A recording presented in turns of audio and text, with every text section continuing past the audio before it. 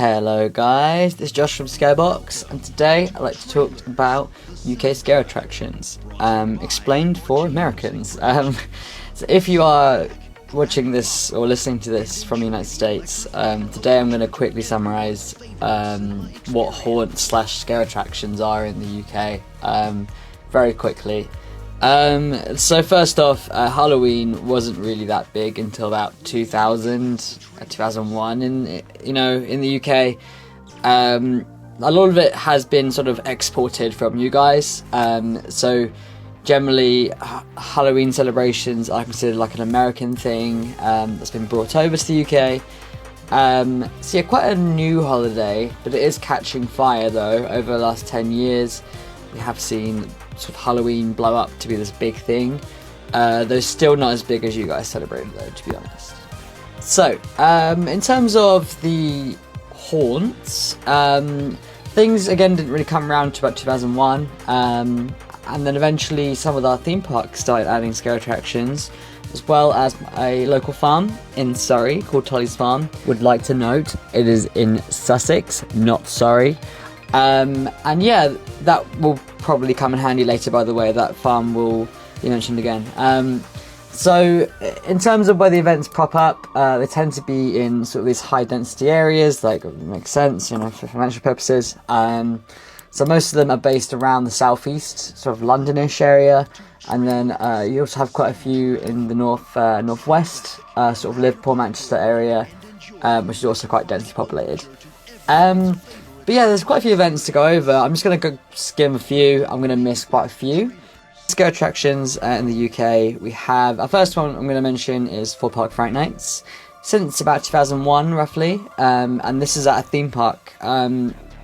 Sort of scare attractions, bar one or two, kind of started off at theme parks and then slowly sort of caught on at local farms, which is I think similar-ish to the US, but I'm not an expert in the US.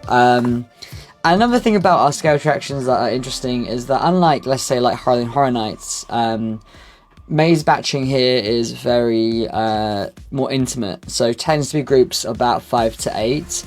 Sometimes when it's busy, 10, 12, but no more than that, and about 6 seconds gap in between every group. So that's a little thing to note.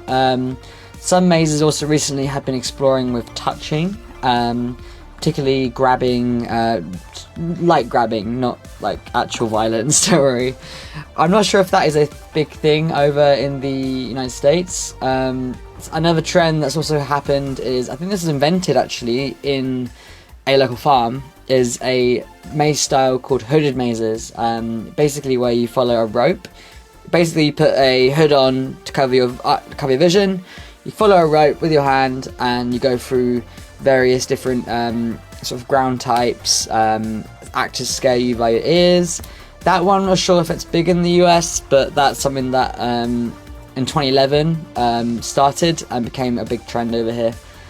Other big trends recently as well is mazes that have multiple routes, so you can go multiple ways, particularly like splitting groups up, so you're alone or you're with someone else, only with sort of maximum 2 people, and then they split up again, that kind of thing. So, but yeah, that's kind of our trends in scare attractions in the UK. The big ones to know is in the north, you have Howl-O-Scream, which has, I believe, 5 to 6 mazes at this time, including quite unique mazes. They have one like Egyptian themed, which is quite weird. I think theming in the UK tends to get a bit weird sometimes, which is quite funny. And then another good maze in the northwest would be Scare Kingdom, which used to have this attraction that you had to sign like a waiver. You had to do like simulating waterboarding, simulated oral sex. Apparently, it was pretty bad.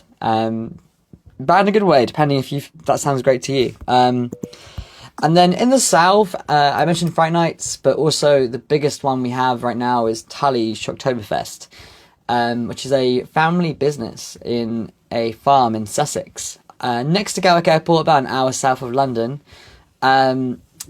This has about 11 attractions, 11 haunts. This is a big ass event. with every theme you could think of, to witches, to 80s zombies, to yeah.